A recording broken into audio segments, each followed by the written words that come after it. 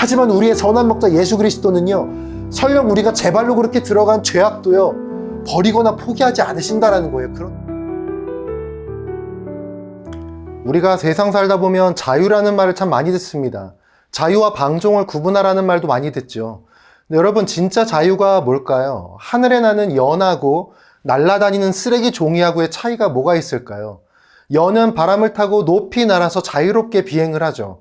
연에는 그 연이 올바로 날 수 있도록 연의 중심을 잡는 실이 연결되어 있습니다. 그것을 조종해주는 사람이 또 있죠. 반면 날아다니는 종이 쪼가리는요, 그냥 바람에 이리저리 날아다닙니다. 어디 땅바닥에 떨어지거나 나무에 걸려 찢어지기도 하죠. 연은 줄에 매달려 있고 종이는 그냥 날아다녔지만 그 누구도 날아다니는 그 종이가 연보다 자유로워 보인다라고 말하진 않을 겁니다. 실에 매달려서 하늘 높이 날아 세상을 마음껏 즐긴 그 연하고요, 바람에 흩날리다가 어디에 걸려서 찢겨져 없어져 버린 그 종이, 둘 중에 하나의 인생을 살라고 한다면 대부분의 사람들은 아마 실에 매달린 연을 택할 것입니다. 저는 마귀가 우리에게 주는 아주 못된 유혹 중에 하나가요, 인생이 네 거라는 거, 네 인생이 네 거라는 생각이라고 생각해요. 너는 네 마음대로 살아야지 왜 신의 뜻대로 살아? 너를 인도하고 너를 통제하는 거야, 신이. 네가 하고 싶은 거 하고 살아야지. 왜 신이라는 존재가 시키고 신이라는 존재의 뜻을 쫓으라고 하는 거야? 젊은 날 저도 그런 고민을 해본 적이 있거든요. 근데요, 마귀의 그 속삭임에는요 아주 큰 함정이 있습니다. 마귀는요, 하나님의 보호하심을 수동적인 삶이라고 표현을 해요. 위험한 상황에서 이 아이를 구하려고 엄마가 아이의 손을 잡고 아이가 가려는 방향 반대로 쫙 끄는 거, 그 아이를 잡아 끄는 그 행동을 갖다가 마치 아이의 자유를 침해한다는 듯이 마귀는 말한다는 거예요. 하나님은 우리를 보호하고 올바른 곳으로 인도하시는 것이지 우리를 조종하고 우리를 침해하시는 분이 아닙니다.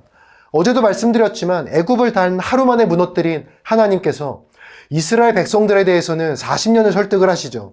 아니면 어쩌면 지금도요, 여전히 죄를 짓고 사는 우리를 하나님은 자신의 구원의 길로 들어오게 하기 위해서 여러 방면으로 우리를 설득하고 인도하시고 계실지도 모릅니다. 연이 하늘을 자유롭게 날 수 있는 것은요, 그 연을 잡아주는 중심이 있기 때문입니다. 우리가 밤거리를 안전하게 다닐 수 있는 건요, CCTV가 지켜보고 있기 때문이에요. 경찰이라는 제도와 여러 가지 처벌법들이 있기 때문에 우리가 안전하고 자유롭게 다닐 수 있는 것입니다. 마귀가 주는 자유는요, 절벽에서 뛰어내리라는 자유예요. 여러분에게 속삭이는 마귀의 자유가요, 절벽에서 뛰어내리라고 하는 거라고요. 반면 하나님이 주시는 자유는요, 번지점프의 자유예요. 둘 다 행동은 똑같아요. 높은 데서 뛰어내리는 거예요. 근데요, 그 둘의 결과가 같나요? 완전히 다릅니다. 번지점프는요, 나를 잡아줄 그 줄이 있기 때문에, 안전장치가 있기 때문에 우리는 뛰어내리면서 나 죽으면 어떡하지가 아니라 스릴을 즐기고 재밌고 기쁨을 느끼죠. 떨어지면 죽는 건 똑같은 거예요. 근데 떨어지는 사람의 기분이 완전 다른 거죠. 마귀의 자유는요, 아까 말했듯 마귀의 자유를 듣고서 그냥 절벽에서 뛰어내리는 사람들, 공포와 절망, 회복할 수 없는 상처를 맛보게 되겠지만, 하나님의 자유를 믿고 번지점프를 한 사람들은요, 자기를 잡아준 그 안전장치, 하나님이라는 그 안전한 분 때문에 즐거운 인생, 기쁨의 삶을 살 수 있다는 거예요. 안전하면 즐겁거든요. 인생이 똑같아요. 하나님이라는 가장 안전한 분이 나를 지켜주시고 인도해 주시면 삶이 두려울 수 없는 것입니다. 목사님들이 많이 읽으시는 책 중에 하나가 필립 켈러라는 사역자분이 쓴 양과 목자라는 책이 있습니다. 실제 양을 치시는 분인데 이분이 양을 치면서 느낀 여러 가지 것들을 시편 23편, 오늘 본문이죠, 이 말씀에 빗대어 설명한 책이에요. 양의 특성이 잘 나왔겠죠. 양은요, 겁도 많고 시력이 되게 안 좋대요. 그리고 우리가 생각하는 것 이상으로 방어력이 거의 없답니다. 뛰는 것도 되게 생각보다 부족하고. 그래서 양에게는 목자가 꼭 필요한 것이라고 해요. 오늘 본문 보면요, 다윗이 고백을 하죠. 여호와는 나의 목자시니, 맞아요. 하나님을 나의 목자라고 고백합니다. 이것은요, 내가 양 같은 존재임을 고백하는 것과 똑같습니다. 목자가 없이는 내가 살아갈 수 없는 존재임을 인정하는 것이에요. 이 시를 쓴 다윗은요, 진짜 어려운 시절 많이 보냈어요. 사울이 자기를 죽이려 했고, 첫 아들이 죽었고, 자녀들이 반란을 했었고, 다윗은 정말 인간이 겪을 온갖 힘든 것과 두려움을 다 겪은 사람이었어요. 근데요, 다윗은요, 중심이 확실했어요. 상황이 진흙탕이어도 행동이 동일했어요. 상황이 불구덩이여도 행동이 동일했어요. 상황이 돌풍을 만난 것 같아도 그의 행동은 동일했어요. 상황이 달라져도 다윗의 중심과 그 중심을 붙들고 하는 행동이 똑같았어요. 하나님을 찾는 것. 양에게 무슨 일이 생겨도 그가 목자를 찾으면 그 문제가 해결되듯이요. 다윗은 자기에게 일어난 인생의 여러 가지 일들 가운데 늘 동일하게 그 중심을 잡고 하나님으로, 하나님만 찾고 매달렸다는 거예요. 오늘 본문에 나온 쉴만한 물가. 양들에게는 굉장히 위험한 곳입니다. 늑대가 없다는 가정하에 쉴만한 물가가 좋은 곳이지만 늑대, 곰, 호랑이, 사자가 득실될 때 쉴만한 물가는요, 죽는 자리인 거예요. 넓고 푸른 초원하고 쉴만한 물가는 잡아먹히기 딱 좋은 자리인 거예요. 그저 목자가 있기 때문에 그 양에게 그게 쉴만한 물가인 것이에요. 어떤 양은 태어나면서부터 목자를 봤으니까 아무 의심 없이 목자를 따라가기도 해요. 어떤 양은 나중에 목자의 인도를 받았기 때문에 그런 물가에서 물을 마시는 게 두려울 수도 있어요. 한데 목자가 그 자기를 쉬려고 인도하는 건지 날 죽음으로 인도하는 건지 헷갈리기도 하거든요. 근데요, 목자가 저기에 있고 다른 양들이 그 목자를 따라서 거기서 편하게 물을 마시는 걸 계속 보다 보면 깨닫게 되는 거예요. 아, 이 목자는 믿어도 되는구나. 저 양들이 정말로 편하게 안전하게 물을 마시는구나. 오늘날 우리 기독교인들의 삶이 어떤가요?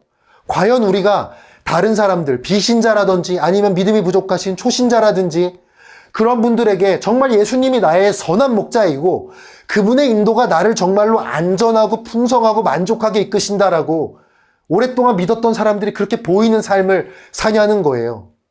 불안을 느끼는 건가 불안감에 머무는 건 다르거든요. 내 머리 위로 새가 날아갈 수는 있지만 그 새가 내 머리 위에 둥지를 틀게 하는 건 다른 문제예요. 하나님이 나의 힘이 되심을 안다면요, 상황이 어떻든 간에 어떤 느낌은 받을 수 있어도, 새가 날아갈 수는 있어도 그 상황 안에 머물 수는 없는 거예요. 둥지를 틀게 둘진 않는 거예요. 상황이 나를 지배하게 두지 않는 거예요. 목자들이요, 양을 인도하면서 풀을 뜯길 때 제일 먼저 하는 게 뭔지 아세요?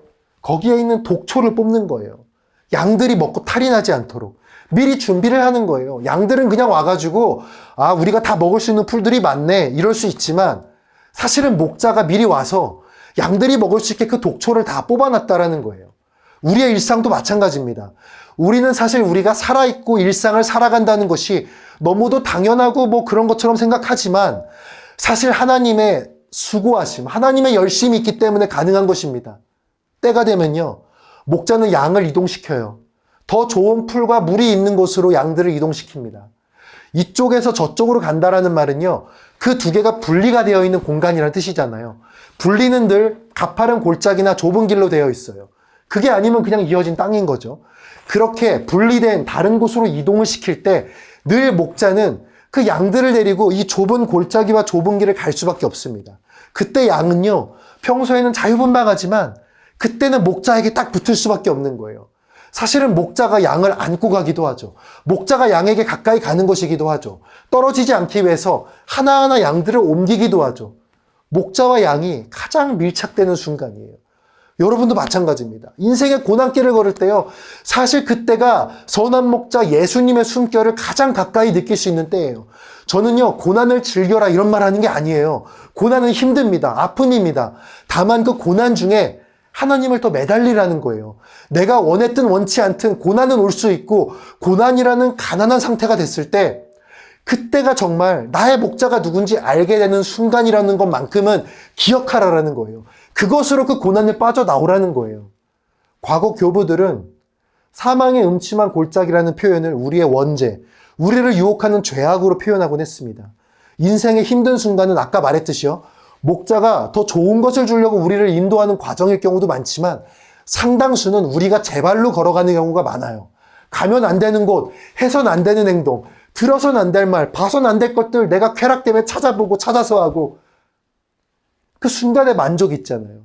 그 단기적인 만족과 유혹을 이겨내지 못해서 내가 그 어두운 골짜기를 가는 경우가 많거든요. 우리 인간들은요, 그런 골짜기에 간 누군가를 보면 포기할 거예요. 지가 지 무덤 팠네. 하지 말란 거 했더니 저 꼴 났잖아. 지 업보야. 자업자득이야. 여러분, 세상은요, 절대로 선한 목자가 될 수 없습니다. 하지만 우리의 선한 목자 예수 그리스도는요, 설령 우리가 제 발로 그렇게 들어간 죄악도요, 버리거나 포기하지 않으신다라는 거예요. 그런 데 간 우리를. 세상의 리더들은 우리를 도울 수 있습니다. 세상의 가치들과 지식들이 우리를 도울 수 있어요. 하지만 그것들이 절대 우리를 그렇게 사랑해서 사망의 골짜기까지 와주진 않습니다. 도와주지 않아요. 능력도 없지만. 사랑하는 나의 가족들, 나를 도울 수는 없어요. 왜냐하면 마음과 사랑은 큰데 사망의 골짜기에서 구원할 능력은 없어요. 오직 그 길은요, 사막의 음침한 골짜기를 잘 아는 분만이 와서 우리를 구할 수 있는 거예요. 그 길을 아시고 견디시고 이미 가보신 분, 능력 있으신 분, 우리 주 예수 그리스도, 우리를 대속물로 내어줄, 자신을 대속물로 내어줄 만큼 우리를 사랑하시는 그 예수님, 우리의 선한 목자 예수 그리스도만이 그 사망의 길에 빠진 우리를 구하실 수 있는 겁니다. 그분도 그래 주실 수 있다. 그분이 제일 잘하신다가 아니라 오직 그분 한 분만이 가능한 일이라는 거예요. 그분은요, 능력이 있고 사랑이 많으세요. 그분은 선한 목자세요. 자신의 창조물인 우리가 죄악에 빠진 상태를 그냥 멀리서 보고 있지 않으신다고요. 우리를 인도하러 오시고요. 부르시고 우리에게 길을 알려주세요. 우리를 두고 가버리는 그런 목자가 아니라는 거예요. 죄악에 빠진 분들 있으시죠? 죄의 문제로 신음하는 분 있으시죠? 여러 고민으로 지금 어두움과 우울과 슬픔에 빠져 있는 분 계실 거예요.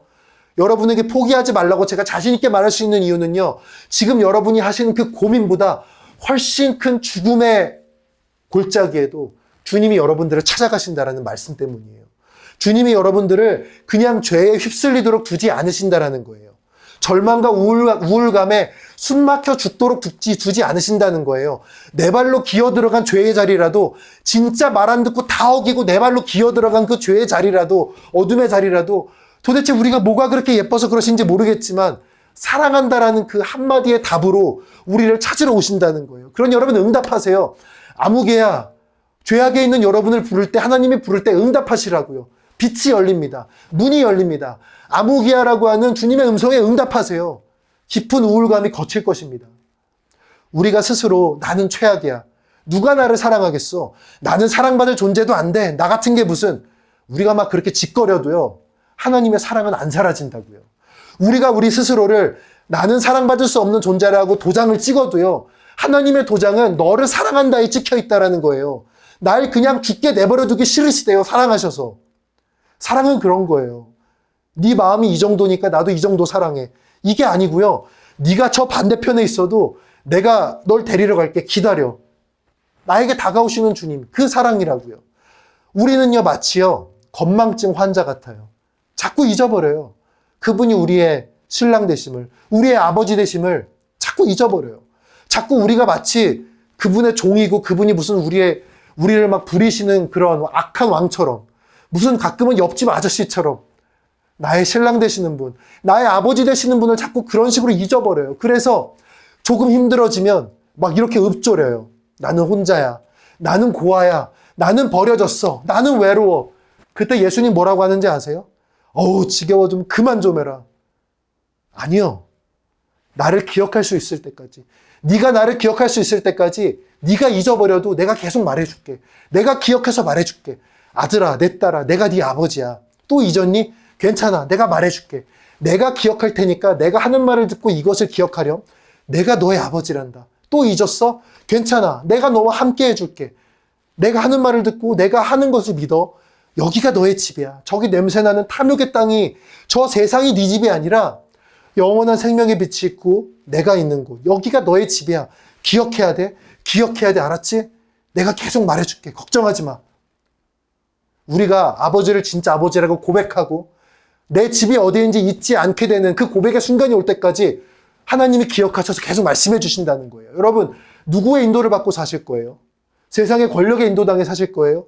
아니면 여러분과 똑같은 인간이요? 아니면 여러분 스스로를 인도자로요? 그게 잘 되던가요? 그 결과가 선하던가요?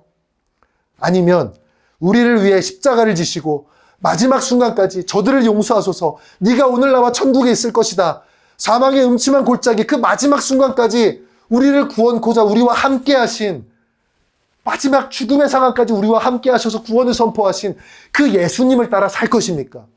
그분의 인도를 받는 사람은요, 사망의 골짜기에 주저앉는 것이 아닙니다. 그곳을 지나서요, 준비된 양식이 있는 좋은 곳으로 가는 거예요. 이미 그 길을 다 아시는 예수님께서 우리의 빛이 되셔서 말씀으로 우리를 인도하실 거기 때문이에요. 그 골짜기 너머에 우리에게 예비된 영원한 하나님 나라가 펼쳐져 있습니다. 우리가 그런 생각과 그런 인도를 받아 나갈 때 우리의 마지막 고백은 다윗과 다르지 않습니다. 내 평생의 선하심과 인자하심이 나를 따르리니 내가 여호와의 집에 영원히 거하리로다. 선한 목자, 우리 주 예수님을 믿고 따르는 우리가 되길 바랍니다. 우리 주 예수 그리스도만을 기도하며 우리 주 예수 그리스도만을 우리의 소망으로 믿으며 따라가길 바라겠습니다. 그러할 때에 우리의 마지막이, 우리의 결국이 사망의 음침한 골짜기를 지나서 영원하신 하나님 나라, 그분의 품에 안기게 되는 것이 우리의 삶의 결과가 될 것을 우리 주 예수 그리스도의 이름으로 소망하고 믿고 간절히 바라겠습니다. 우리 함께 주님의 이름으로 기도하며 나아가겠습니다.